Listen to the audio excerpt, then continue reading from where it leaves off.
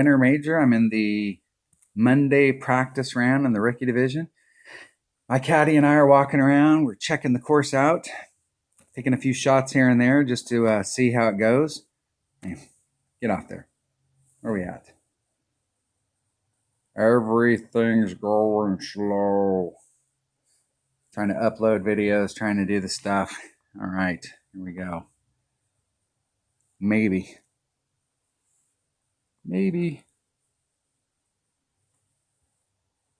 It's this hole right here. Hole number 6.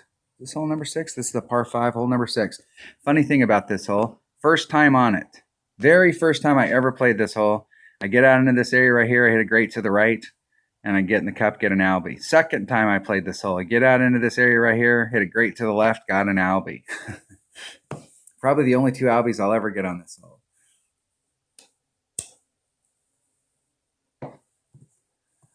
All right, we have 2 options here.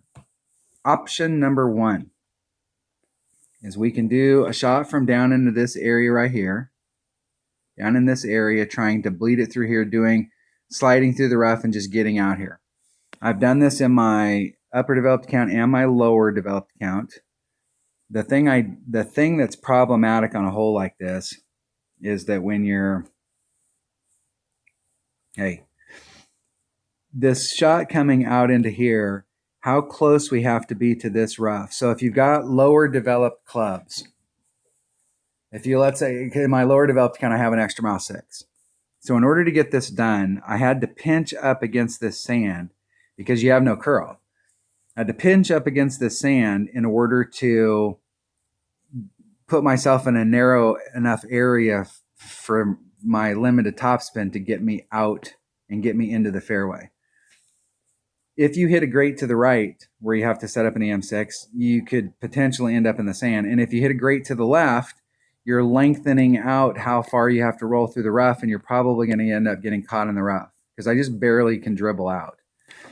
What I'm wondering is with lower developed clubs, and I've tried this with my big topper and a 3-power ball, and so my big topper red line somewhere out in this neighborhood, and you're pushing up against the red line, that when I was pushing up against the red line, even with all of the curl that a big topper has, I was ending up in the rough along this edge.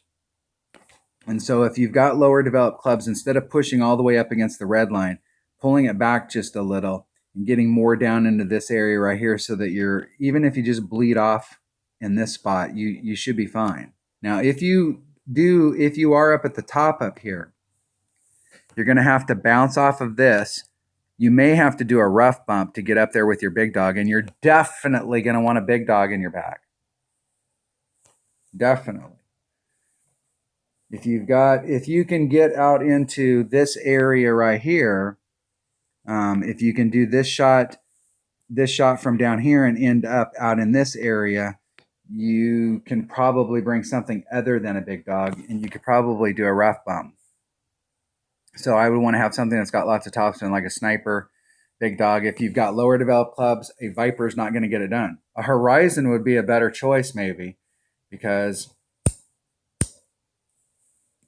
you have tons of topspin on a Horizon. And a Horizon's actually got really good power versus a Viper. It's not accurate. It's the least accurate of the woods that you will have available to you, but a Horizon might not be a bad idea because you can do the rough bump if you can get into this area.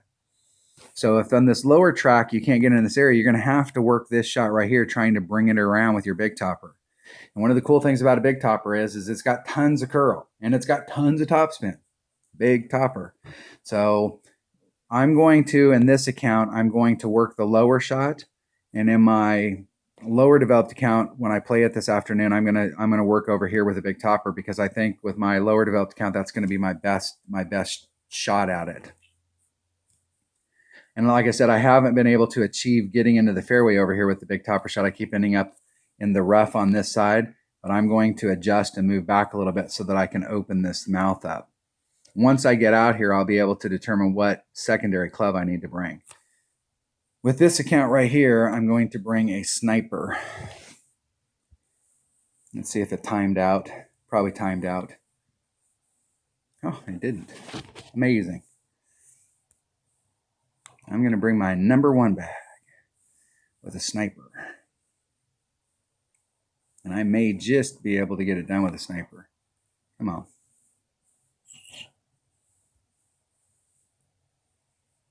That's going to give me my best ball guide. Even when the horizon's upper developed, it still has dink.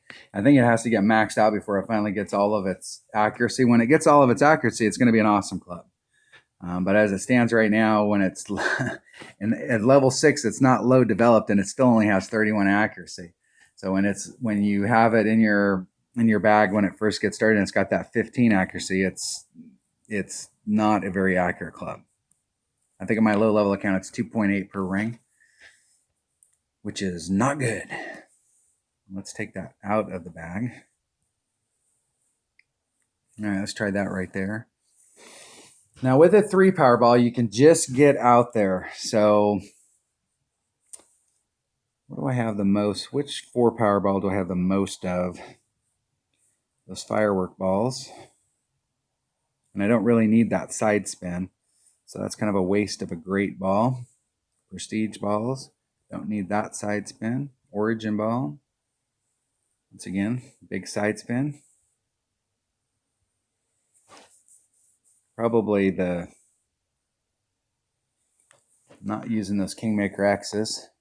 I have just enough of those harvest balls. I don't want to waste any of those in practice. So if I have to bring out a 4 Powerball, that's 5. That's 3. It's a Kingmaker lookalike. The anniversary ball.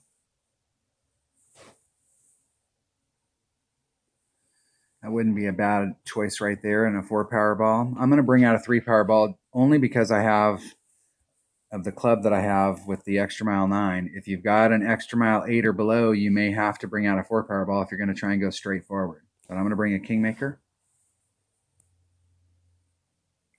And we'll see what we can get done. And that sniper may hurt me. But I want to see if I can get up there and do a rough bump with the sniper. If I can get over to the other side, I'll have plenty of room in my sniper.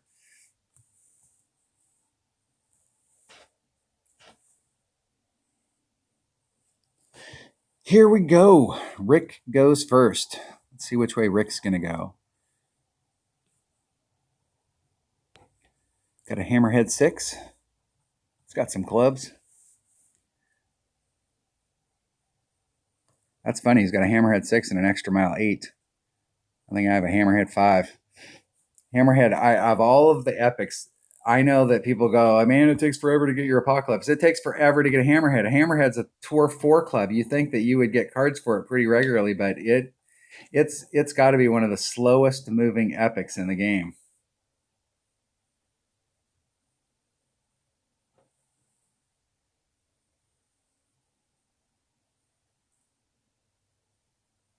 Uh-oh. Uh-oh.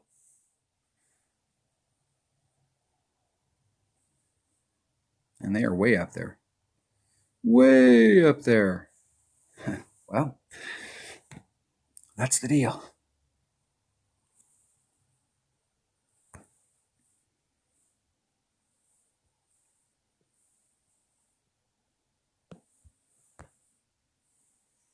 The whole deal here is I don't want to have to do a whole lot of overpower, if any at all.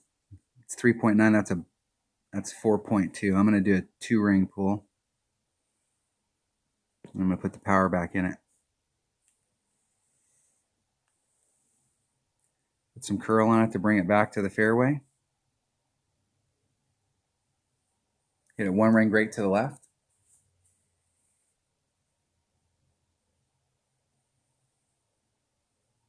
Just bleed it up there.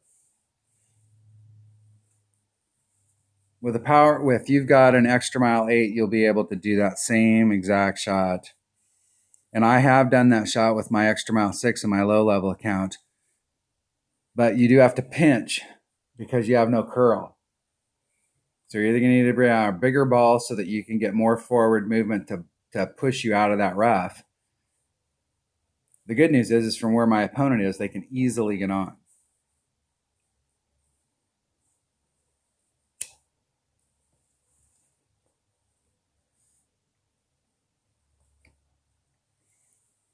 Well, maybe.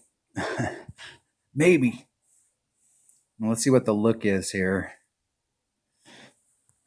See if I can get in front of it. So I've got plenty of red line, or I can do a rough bump. So you can go either way at this.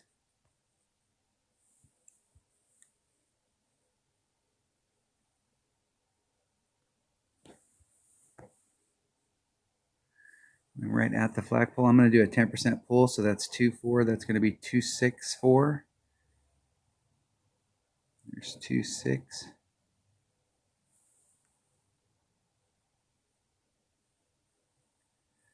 Just try and hit it perfect.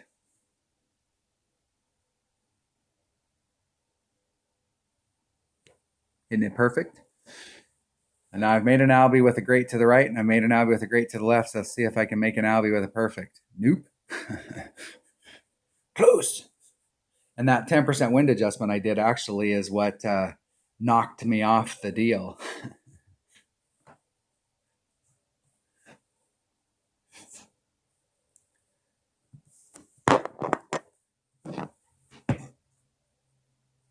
I'm going to erase that 10% and just do a straight up at it and see what happens. I'll write maybe in front of it.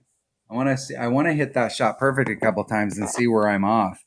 I got those albies on the great to the left and the great to the right, but what I really want to know is what happens. And I'm gonna go to some shootouts. I've got my score low enough. I think I'm at minus. Since it's a practice day, I've kept my score really low on the first 5 holes so that I could try and be a little more aggressive here towards the end of the round. Really trying to work 8 because I have not seen hole 8. I haven't gotten hole 8 at all. And I have several teammates that didn't get or haven't seen hole 8. Everybody I've talked to, nobody's seen hole 8. So I don't know if they just didn't put it in the mix. Oh, if I knew you were going to do that, dude, I would have not did the thing. That's all right. That's how it works. Never bitch when somebody wants to forfeit and give you coins. All right, that was hole number 6 of the 2020 Winter Major. So I definitely like the shot bleeding out into this area right here down below. But if you've got lower developed stuff, this may be a big ball, big topper trying to get yourself going in this direction. You still may end up here at the front. And if you've got lower developed stuff, absolutely bring your big dog. And you can either do the bounce over or you'll be able to do a rough bump to bleed up towards the green. All right, that was hole 6 of the 2020 Winter Major and Monday's practice round in the rookie division. Thanks for watching.